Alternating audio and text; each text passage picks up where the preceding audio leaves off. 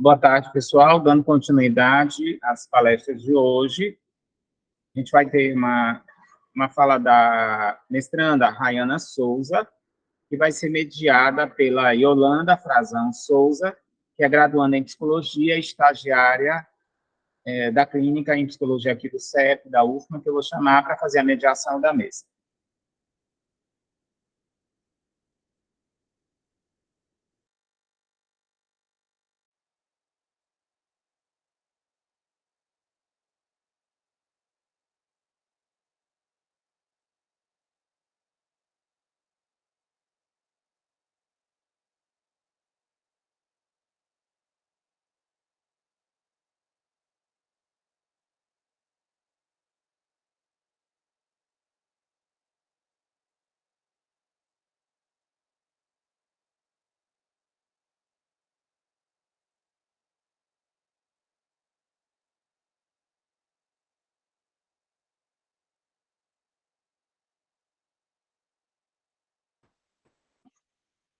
Olá, boa tarde.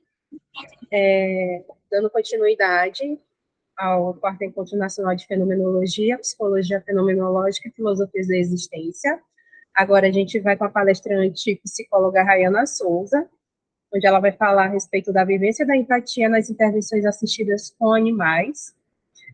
Rayana é graduada em Psicologia pela Universidade Federal do Maranhão, é mestranda em Psicologia pelo Programa de Pós-Graduação de Psicologia da UFMA, é membro do Grupo de Estudos e Pesquisas em Fenomenologia e Psicologia Fenomenológica e do Círculo de Estudos Russelianos e possui interesse na área de intervenções assistidas por animais.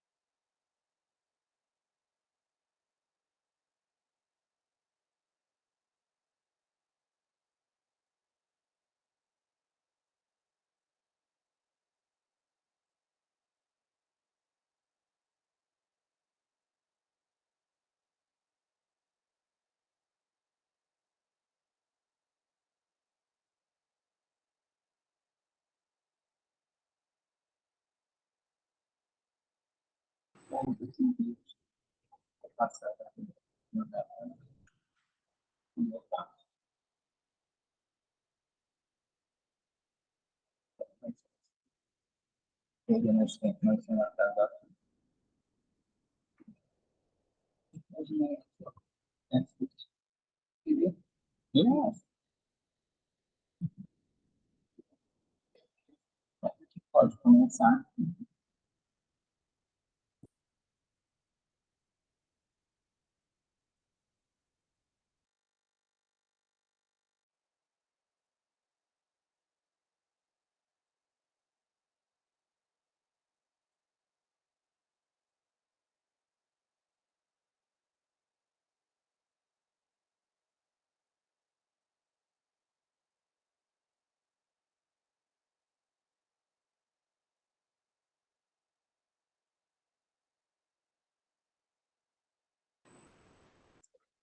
Boa tarde a todo mundo no auditório, boa tarde quem está online com a gente. Bom, Hoje eu vou falar sobre a vivência da empatia nas intervenções assistidas por animais.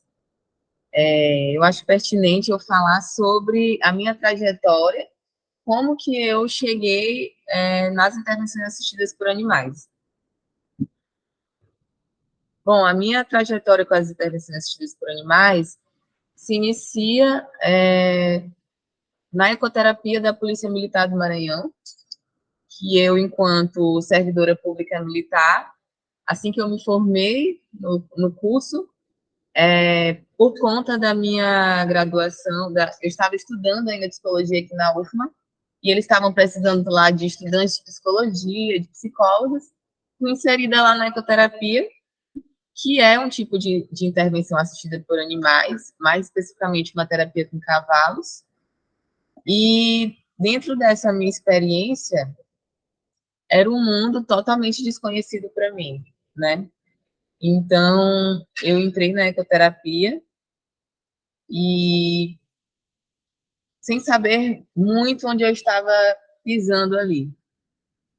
E naquele momento, eu comecei a procurar pesquisas, comecei a procurar lugares onde eu pudesse estudar sobre intervenções assistidas por animais. Foi quando, em 2016, eu encontrei o grupo coordenado pelo professor Jean Marlos, de intervenções assistidas por animais aqui na UFMA. E, então, eu comecei os meus estudos, né? Então, eu iniciei já jogada numa experiência onde eu realmente não sabia. E aí, desenvolvi esses estudos. Em 2017, foi a minha primeira apresentação sobre intervenções assistidas por animais, sobre ecoterapia, que foi num Congresso Internacional de Fenomenologia e Psicologia em Brasília. Lá, eu tive muitas contribuições, considerações, críticas, onde eu pude levar para a minha monografia, que eu defendi em 2017, 2018, que foi a vivência da empatia na ecoterapia.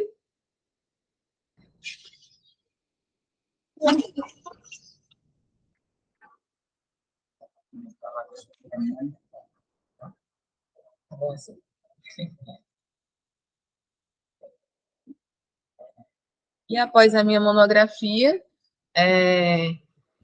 eu retornei para o mestrado ano passado, né, onde eu faço uma pesquisa continuada. Então, eu continuo estudando sobre intervenções assistidas por animais. Na minha monografia, foi uma pesquisa bibliográfica, e agora no mestrado eu pretendo levar para uma pesquisa de campo, certo? Então, nesse meus estudos sobre intervenções assistidas por animais, sobre ecoterapia, o que eu conseguia encontrar na literatura eram abordagens naturalistas do fenômeno da interação entre homem e animal. Então, eu pegava as pesquisas sobre ecoterapia, que é uma interação de praticantes com cavalos, e o que eu conseguia ver nessas literaturas eram características muito repetitivas, em que a interação entre humano e cavalo causava melhoria na autoestima, redução da ansiedade, do ponto de vista motor, era muito falado, melhora do tônus muscular, era muito atrelada à psicomotricidade, sempre com explicações muito naturalistas no sentido de levar esses benefícios a uma questão neurofisiológica, ou cerebral, ou psicofisiológica. Então, a interação entre o homem e o animal traz tais benefícios por conta da liberação de serotonina, de hormônios, e era predominantemente isso que eu encontrava nas pesquisas. E aquilo começou a me inquietar, aquilo começou a me movimentar, porque eu, enquanto estudante de psicologia, eu acho que nós aqui, acho que graduandos aqui, a gente começa a entender que nós não somos puramente orgânicos, no sentido de cerebrais, né? Então, eu sentia falta nessas pesquisas sobre ecoterapia para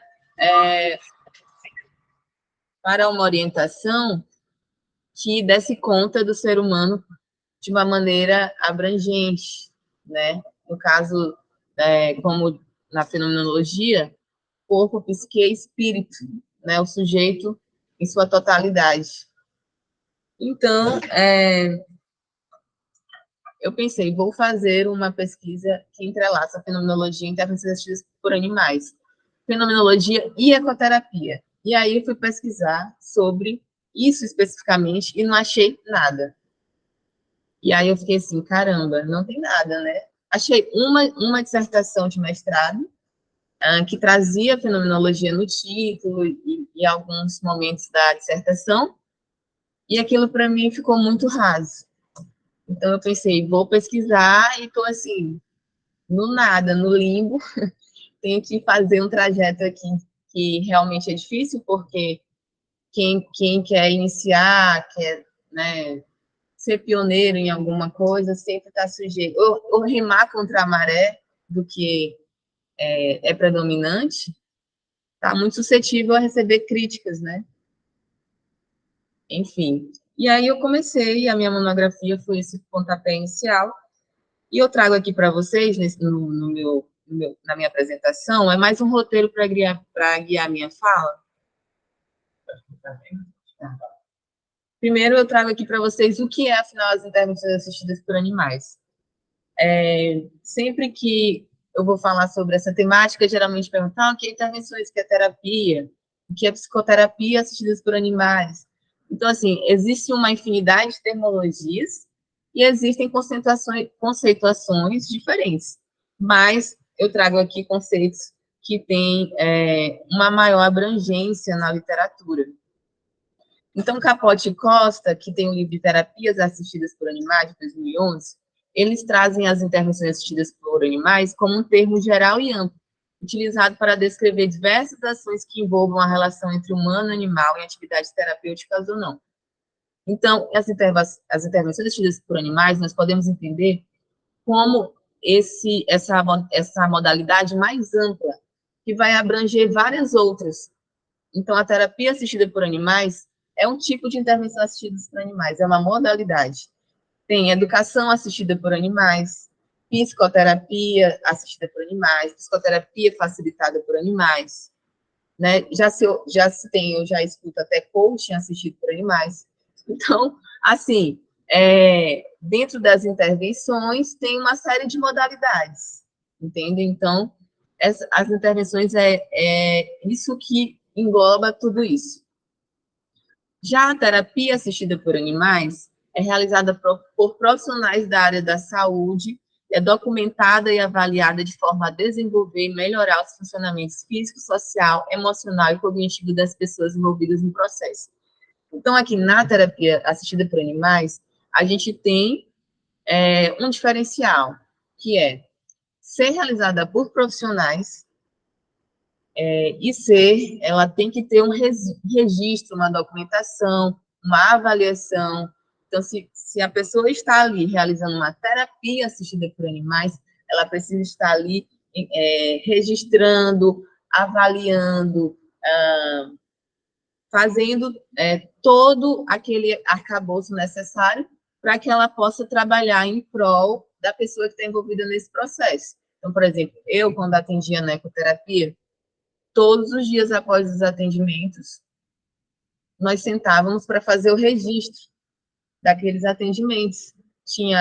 E posteriormente a isso, a equipe interdisciplinar, porque é uma equipe de vários profissionais, então tem psicólogos, fisioterapeutas, profissionais de educação física, pedagogos, sentávamos para poder relatar os nossos atendimentos, discutir, avaliar e refletir sobre eles. Então, isso aqui é um ponto importante a delimitar da terapia.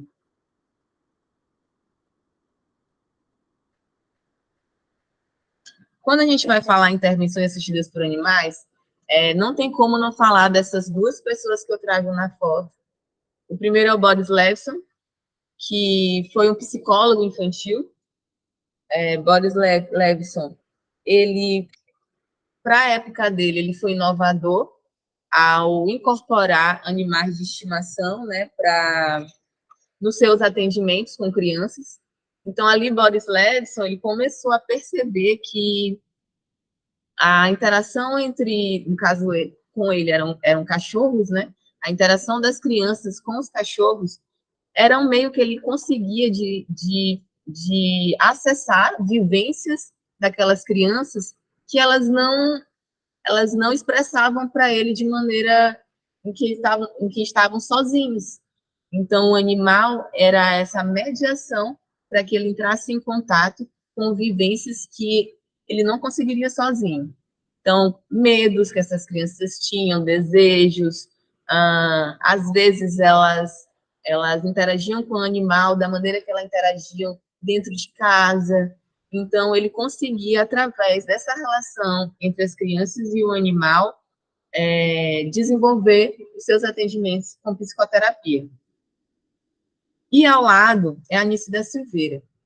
A Anice da Silveira, o Boris Levson, ele é americano, tá, gente? Então, ele tem uma referência internacional sobre intervenções assistidas por animais.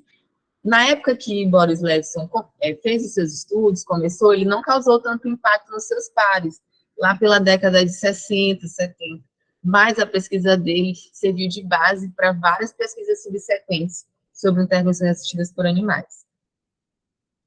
A Anice da Silveira é uma brasileira que tem um impacto muito grande no âmbito nacional das intervenções assistidas por animais. Ela foi pioneira aqui no Brasil, no Hospital de Engenho de Dentro, no Rio de Janeiro, que era um hospital psiquiátrico, né, e que usavam como modo de intervenção, colocamos aqui entre aspas, recursos desumanos, né, eletrochoque, cárcere, privação de alimentação, de sono, de tudo isso. Então, a Anice, ela foi pioneira no sentido dos animais, do tratamento humanizado a pessoas com diagnósticos psiquiátricos. Então, a Anice, ela tem uma contribuição muito importante. A Anice tinha gatos, né? Já foi diferente do Boris Levson, que incorporava cachorros nos seus atendimentos. E a Anice tinha esse relacionamento muito próximo com os gatinhos. Então, lá no Hospital de Engenho de Dentro, ela deixava os animais circularem livremente, e foi uma maneira também dela ter acesso a esses pacientes, essas pessoas que estavam no hospital psiquiátrico. Bom, dito isto das intervenções assistidas por animais, suas modalidades, seus pioneiros, eu entro na questão do tema da empatia nas intervenções assistidas por animais. Na minha pesquisa, ela é uma pesquisa de orientação fenomenológica russeliana, então eu busco o tema da empatia nos escritos de Russell, que estão distribuídos de 1905 a 1935, em publicações em que ele trata, sobretudo, sobre a intersubjetividade. Então, é um tema antigo e desafiador na obra de Russell. Então, a empatia, ela vem como esse pano paralelo à temática da intersubjetividade em Russell, onde a empatia é essa mediação da relação intersubjetiva do eu com o outro. Então, quando essa subjetividade do eu se choca com essa subjetividade do outro, nesse encontro empático, as pessoas podem aspirar conhecimento, cuidado e entendimento mútuo através da vivência empática. E, então, existem diferentes tentativas de interpretação da empatia. A gente vê aí, né, muitos conceitos, diferentes abordagens e orientações sobre a empatia. E pensar a empatia por uma perspectiva fenomenológica é remeter, além de Russell, às contribuições de Ed Stein, que, sob a orientação de Russell, no doutorado, escreveu a obra O Problema da Empatia, e, através do método fenomenológico, Stein procurou buscar a essência do que é a empatia e seus estudos. Bom, então, o que a gente consegue ver sobre a empatia no senso comum? Essa questão do se colocar no lugar do outro. É muito comum a gente ouvir isso, né? Ter empatia é se colocar no lugar do outro. Eu estou sentindo o que você sente, né? E aí, fenomenologicamente falando, o ato empático, ele não é um ato de estar no lugar do outro, né? Então, o que seria essa empatia? A empatia são atos da consciência que tem como objetivo a vivência da consciência alheia. Ou seja, a empatia é o dar-se conta da vivência alheia. Empatizar é reconhecer o outro como alter ego, ou seja, como outro eu. Então, a empatia ela pode ser entendida como uma experiência da experiência alheia, né? Então, e aí, eu trago para as minhas próprias experiências, né?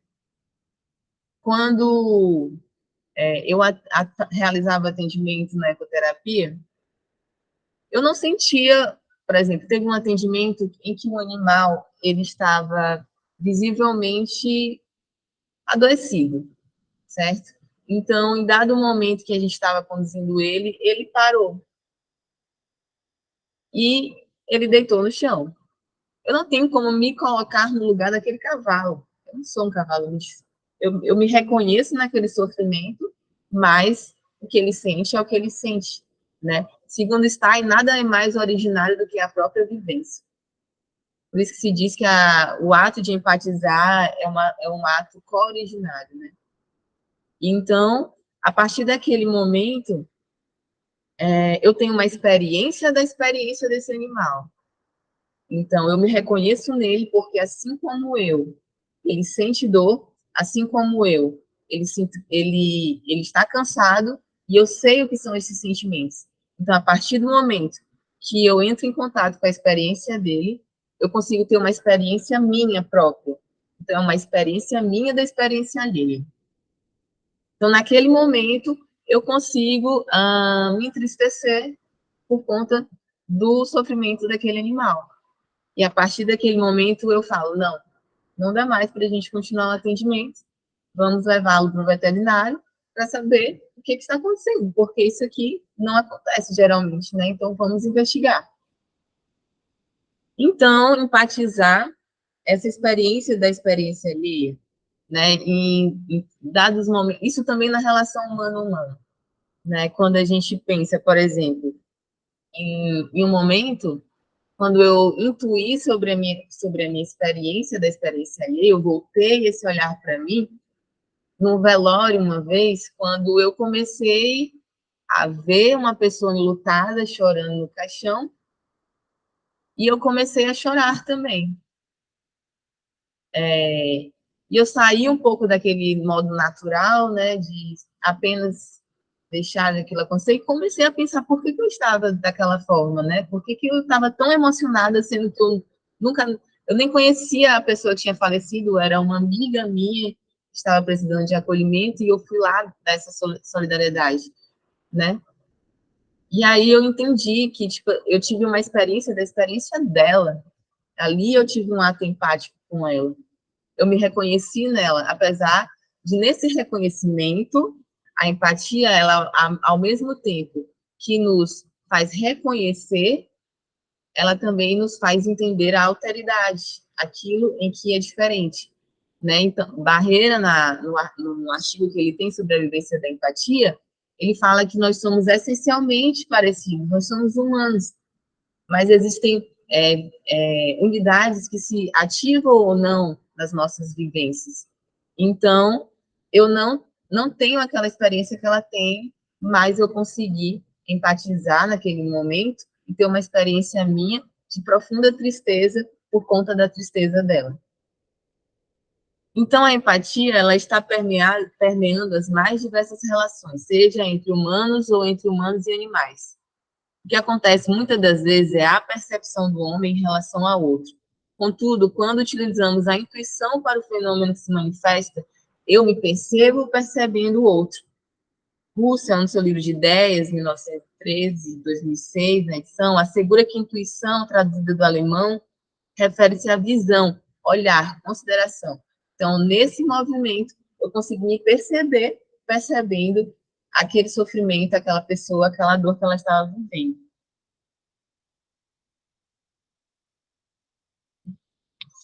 Bom, segundo Stein, A estrutura humana se constitui por corpo, psique e espírito. Os humanos diferem dos animais à medida que os humanos são seres espirituais, e os animais não possuem essa dimensão. O corpo e a psique existem também no mundo animal. Então, aqui é uma citação de Alice Bello, 2015, onde ela vai falar que essa nossa dimensão que é própria do humano, do espírito, é de atribuir valor ao mundo da vida, né? Então, no sentido de vivência, de decidir, de avaliar, de ser ético. Então, nesse sentido, nós podemos nos diferenciar dos animais, mas, assim como os animais, nós temos corpo, nós temos psique. Não entendam isso de maneira segmentada, tá? Mas no sentido de reconhecimento e alteridade entre nós e animais. Então, a vivência empática, ela também contempla esse reconhecimento mais genérico da vida animal. Todavia, nessa relação, não se reconhece o outro semelhante. Se reconhece também, mas divergente, o que se dá primeiramente pela corporeidade, que de imediato se mostra estruturalmente diferente da humana. Portanto, pode-se destacar um primeiro momento na atuação da empatia, o reconhecimento do outro que, como eu, vive. Bom, aqui eu trago algo que é muito importante, um aspecto que é central na vivência empática da relação humano-animal, que é a questão da corporeidade. Quando a gente entra em contato com esse animal, quando a gente toca um animal, e aqui eu friso aqui o tato, né? O sentir o animal, tocar a pele do animal, sentir a respiração do animal, pelo. Quando um animal ele saliva, né? Os lambejos, né? Que a gente fala, é nesse toque, nesse tato, que a gente consegue entender que aquilo não é um objeto, entender que ali eu me reconheço. E a partir desse reconhecimento, desse ato empático, eu construí um vínculo, um afeto, aquilo que me liga e me une àquele animal. Então, aí deixa de ser uma corporeidade para ser uma comunicação intercorpórea. Então, é nessa intercorporeidade que é possível estabelecer esse vínculo, esse afeto que tanto une humano e animal. Bom, e aí, quando Russell fala, né, sobre corpo vivo, o Leib, né, sobre um corpo que não é mero corpo, mas um corpo que remete às vivências desse ser vivo, desse ser vivente. Então, nesse sentido, esse corpo é o corpo que nos dá a orientação para toda a percepção do outro, de mim e do mundo. Então, quando a gente fazia os atendimentos, né, na ecoterapia,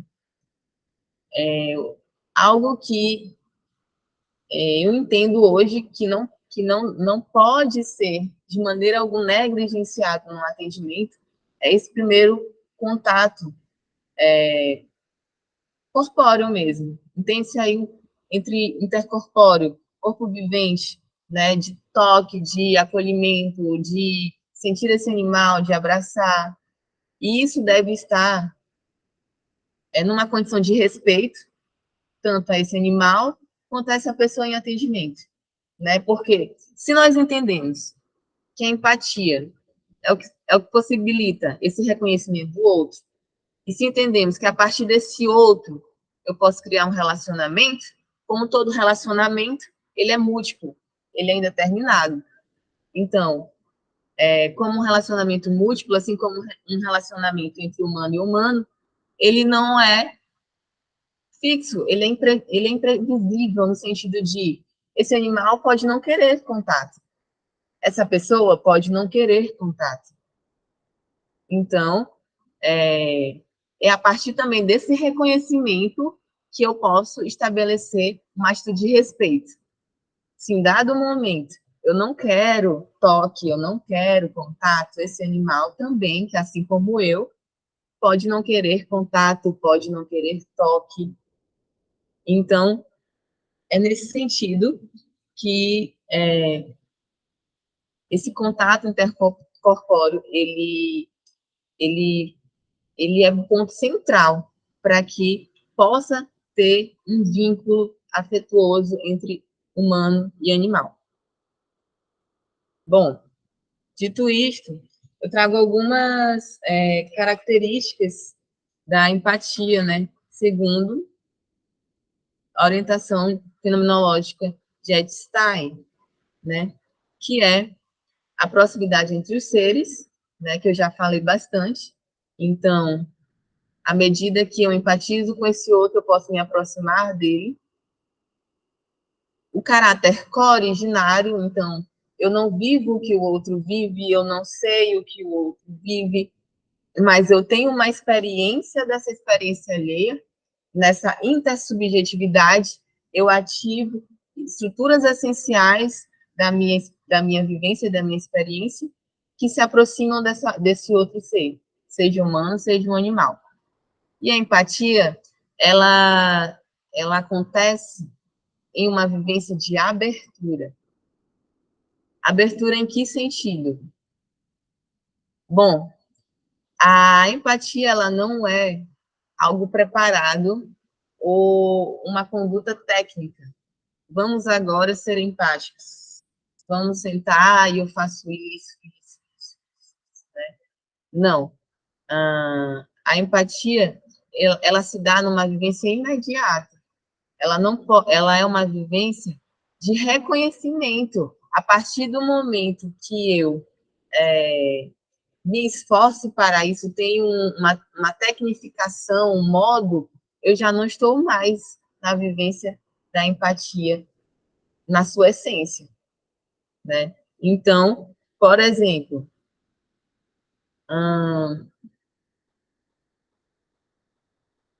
o progresso técnico-científico, ele acaba por ter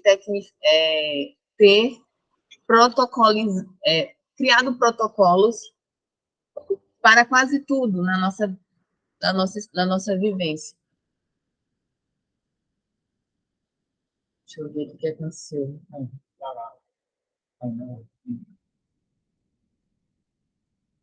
Sim. Então, esse processo, a técnica, ela acabou por inundar também as terapias assistidas por animais. E aí a gente acaba por perder a primazia do vínculo. O que acontece é que nesse modismo a gente prioriza os protocolos em detrimento da vivência empática e do vínculo. Então, eu faço isso com o cachorro, eu faço isso com o cavalo, eu tenho isso. Eu deixo tanto tempo, eu reduzo a ansiedade. Eu faço dessa forma, é um antidepressivo, né? Então, por exemplo, nas terapias com cavalos, do ponto de vista motor, a montaria, que é o ato da pessoa estar em cima do cavalo, tem vários benefícios, porque tem uma ativação neurofisiológica intensa. Então, pacientes com paralisia cerebral, com paraplegias, tetraplegias, são muito beneficiadas do movimento tridimensional do cavalo quando ele está montado. É muito mais intenso que qualquer tipo de fisioterapia, por exemplo. A literatura fala sobre isso. Só que a gente não pode colocar essa técnica, esses benefícios, anterior àquilo que é a essência da ecoterapia e das terapias com animais. Qual é a essência da terapia com animais? É o relacionamento. Porque eu já presenciei, na minha experiência, pessoas sendo montadas num cavalo porque a técnica diz que é boa. Tem muitos benefícios. Agora, imagine uma pessoa que nunca teve contato com um cavalo, um animal enorme, de grande porte, subindo no cavalo, sem ter nenhum tipo de vínculo com esse animal. A ansiedade vai aumentar? Medo. Então, isso não é bom. Eu não posso ter uma apercepção do outro e reduzir a relação a técnicas. Então, nesse sentido, a vivência empática, ela não é um protocolo, ela é uma abertura, ela é um relacionamento. Então, como todo relacionamento, ela precisa de construção e não de... Ela precisa da primazia, e não de qualquer outro protocolo ou cientificismo para isso. Por isso que a gente tem falado muito, eu e Jean, sobre terapia assistidas por animais, né? Eu acho que quem assiste somos nós, os terapeutas, porque o animal, eu falo muito cavalo porque eu trabalho com cavalos, tá, gente? O animal, ele é o protagonista.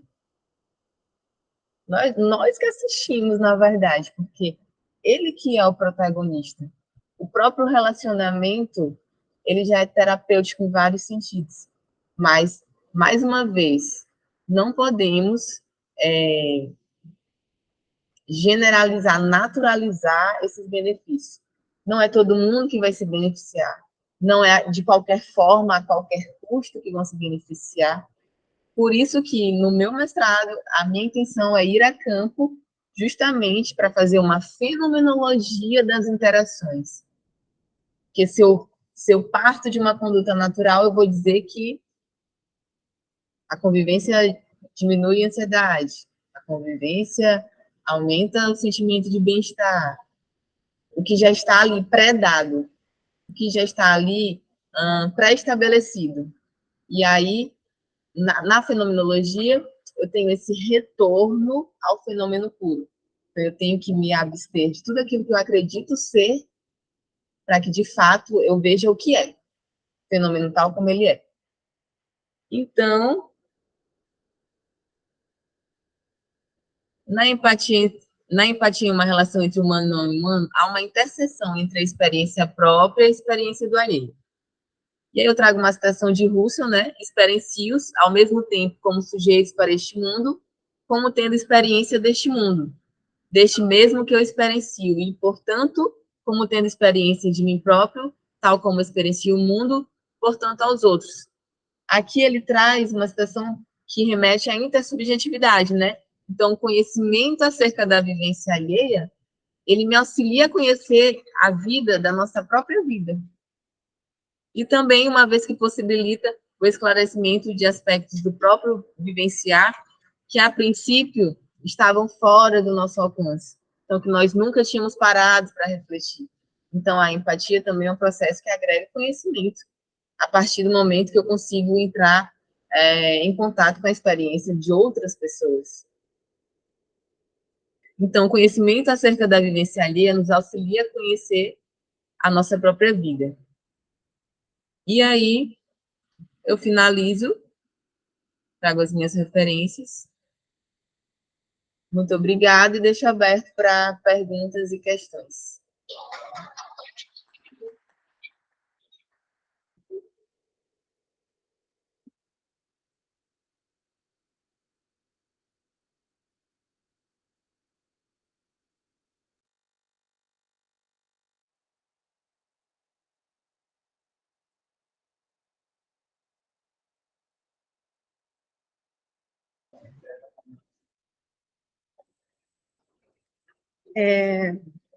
Quero agradecer a Rayana pela fala bastante rica. Eu estou aqui agora iniciando o meu processo do TCC e eu me identifiquei muito com o que ela trouxe, né, a respeito da escassez desse assunto com a fenomenologia. Está sendo uma das questões que eu estou enfrentando, mas, enfim, vou usar a tua experiência, né, como uma forma de eu ir buscar também, né, por mais informações a respeito. E eu gostaria de saber se aqui alguém tem alguma questão na plateia ou aqui no Meet.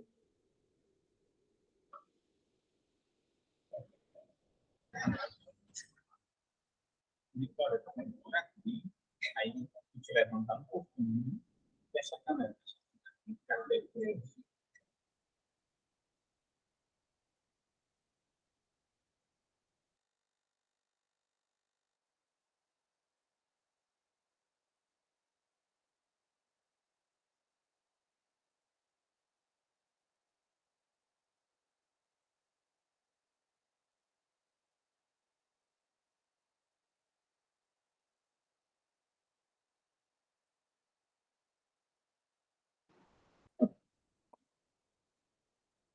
Eu gostaria primeiro de te parabenizar pela tua fala, que eu gostei bastante. Eu não sei se a minha pergunta vai fugir um pouco do tema, mas tu falaste muito bem de que forma se dá o ato empático. Daí eu queria saber se a gente pode utilizar esse arcabouço teórico para compreender como é que se dá a não empatia. A antipatia ou a simpatia?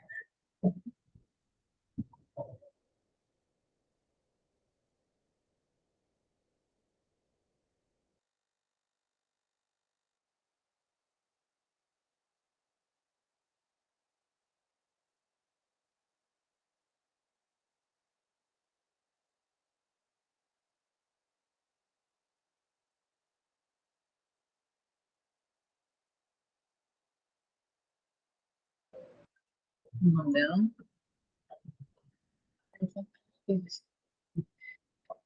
Vitória, né? Vitória. Sim. Então, quando eu fiz minha pesquisa sobre empatia, eu pensei muito sobre isso, né? A não empatia. E aí, o que eu consegui, o que eu consegui estudar sobre isso e ver sobre isso, é que a não empatia, né? Essa apercepção em relação ao outro, né? É esse não reconhecimento do outro enquanto outro eu. Então, por exemplo, e isso aí também é muito bom para pesquisas, né? No sentido de, por exemplo, o progresso científico, ele pode nos obnubilar a refletir sobre, por exemplo, o animal enquanto um animal, um ser vivente, e colocá-lo ele num lugar de instrumento terapêutico, né? Porque nós começamos a pensar no bem-estar humano, e aí a gente esquece do bem-estar animal, né? Então, são vários progressos que acabam por fazer com que a nossa visão fique nula em relação ao outro, né? No ponto de vista político, por exemplo, né? De questões políticas, que eu pensei muito sobre isso já, né? Em que você está ali no sentimento, perdido em sentimentos, que você acaba comprando discursos de ódio, por exemplo, em que você não consegue enxergar o outro como outro eu, né? Então, eu não trago a não empatia na minha pesquisa, né? A não empatia, mas eu acho muito interessante, até para pesquisa, mas nesse sentido, quais são os mecanismos que fazem com que a gente não reconheça o outro enquanto outro? Que mecanismos são esses? É a ciência, muitas vezes? São as paixões? Quais são esses mecanismos que nos fazem não perceber o outro? Seja um animal, seja um humano, seja a planta, seja a comunidade, que a comunidade é uma rede de vários alter egos, né? Então, é isso que permite falar nós. Então, o que me impede de entender que a minha comunidade, ela, à medida que eu prejudico o outro, eu prejudico a mim, porque somos nós, né? Então, são vários mecanismos aí que a gente pode estar pensando sobre a não empatia, tá?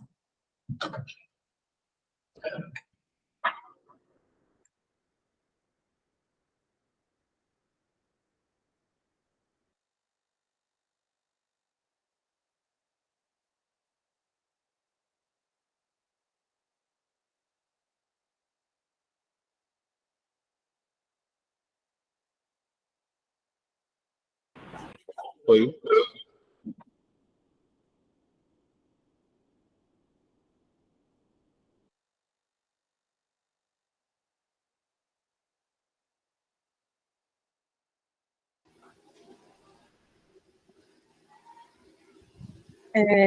Então, gostaria de agradecer a Rayana, a Vitória, que fez a questão, e vamos, em instantes, passar também agora para o próximo palestrante.